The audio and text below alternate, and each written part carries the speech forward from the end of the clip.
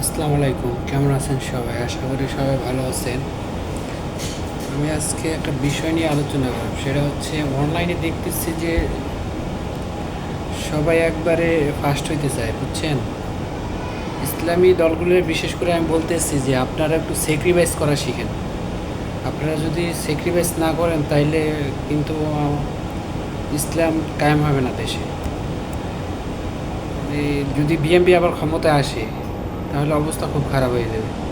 আবার আওয়ামী লীগ ফিরবে, আবার হচ্ছে যে আওয়ামী লীগ আবার ওই যে বিএনপিরা আবার ধাওয়াইয়া আবার ক্ষমতা নেবে, বুঝছেন? বিএনপিরা হচ্ছে যে মানে মারা খাওয়া দল। ওরা ওই জন্মের পর থেকেই মারা খাওয়া খাই আসতেছে আর কি। ভবিষ্যতেও খাইবে, কারণ ওদের রাজনীতি একটু ভালো লাগতেছে না। 5ই আগস্টের পর হচ্ছে যে ওদেরকে সবাই মাথায় করে রাখবে, কিন্তু ওরা 5ই আগস্টের পর থেকে যেসব কার্যকলাপ শুরু করছে, যার কারণে দেখা গেছে যে ওরা এখন জনগণ থেকে বিচ্ছিন্ন হয়ে গেছে। নেতাকর্মীরা, আওয়ামী লীগের নেতাকর্মীরা যেরকম কথাবার্তা বলতো ওই ভাষায় বিএনপিরা কথাবার্তা শুরু করছে। যাই হোক, আমি মূল উদ্দেশ্য হচ্ছে যে ইসলামী দলগুলো যারা আছে আপনারা একটু স্যাক্রিফাইস করা শিখেন। আপনারা যদি একটু স্যাক্রিফাইস করেন তাহলে অবশ্যই বাংলাদেশের মাটিতে ইসলামী আইন প্রতিষ্ঠিত হইবে আর কি।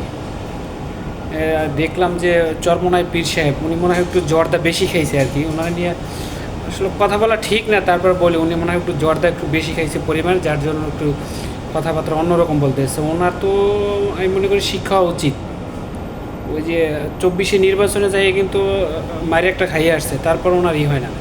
5ই আগস্টের পর সুন্দর সুন্দর কথা বলছে যে ইসলামী দলগুলো একাত্র হয়ে আলোচনার সাপেক্ষে করবে, নির্বাচন করবে। এখন অন্যরকম কথা বলতেছে, এখন বলতেছে তার এই কয়টা আসন দিতে হইবে।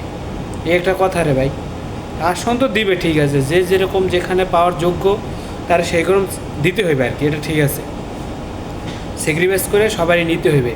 দেখা গেছে যেখানে জামাত আছে এখানে জামাতে দিতে হবে, যেখানে চরমোনাই রিয়া আছে যেখানে বেশি ওইখানে দিতে হবে। দেখা গেছে এরকম করে নিল আসন, পরে দেখা গেল জিততে পারলো না, তখন কী অবস্থা হইবে?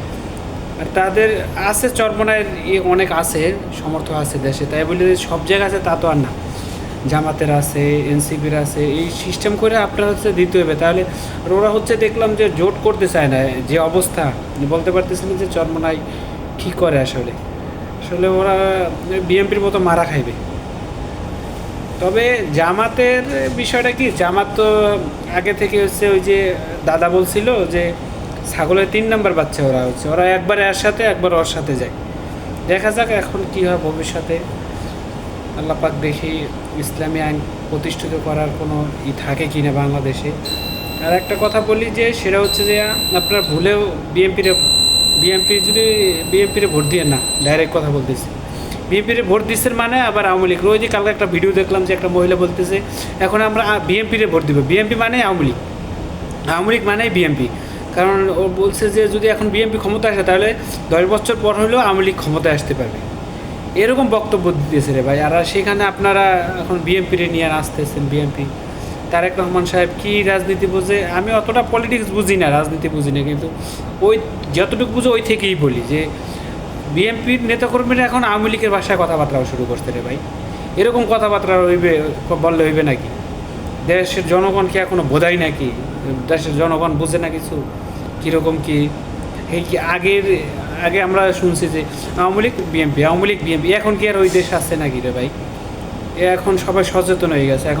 এখন এটা না যে এখন আওয়ামী লীগ নেই বিএনপি ক্ষমতায় আইবে, ইচ্ছে মতো করবে। তবে বলতে পারি না কি ক্ষমতায় আসুক না আসুক, বিএনপি যদি ক্ষমতায় আসে আর যদি এরকম শুরু করে যে আওয়ামী লীগের মতো, তাইলে আমার মনে হয় না যে বিএনপি বেশি দিন টিকতে পারবে না। অতএব বিশেষ করে ইসলামী দলগুলোর বলে আপনারা সবাই ঐক্য থাকেন, ঐক্য থেকে সমন্বয় করে একটু স্যাক্রিফাইস করে একটু নির্বাচনটা করেন, ইনশাআল্লাহ ইসলাম বিজয় হবে বাংলাদেশে। সবাই ভালো থাকবেন, আল্লাহ হাফেজ।